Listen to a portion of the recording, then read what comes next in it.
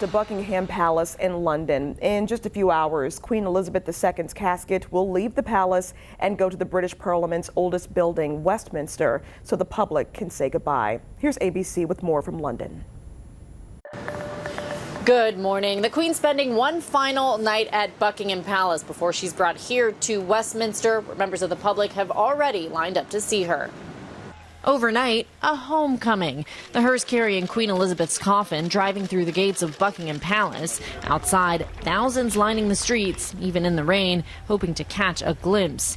This as the royal family comes together. The King, Queen Consort Camilla, the new Prince and Princess of Wales, and Harry and Meghan all at the palace as the Queen returned to London. The King continued his tour of nations, traveling to Northern Ireland before heading to London. Now, with that shining example before me, and with God's help, I take up my new duties. Meanwhile, London now preparing for what could be the largest gathering in British history. Members of the public already lining up outside of Westminster, where the Queen will lie in state for 4 days in the lead up to her funeral. More than 750,000 people expected.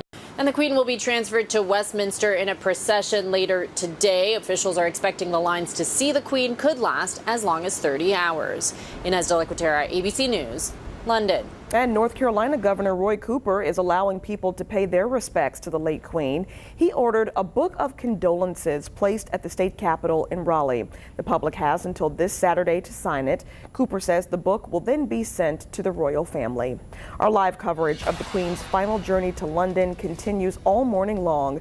GMA picks up our coverage right after daybreak, starting at 7 o'clock.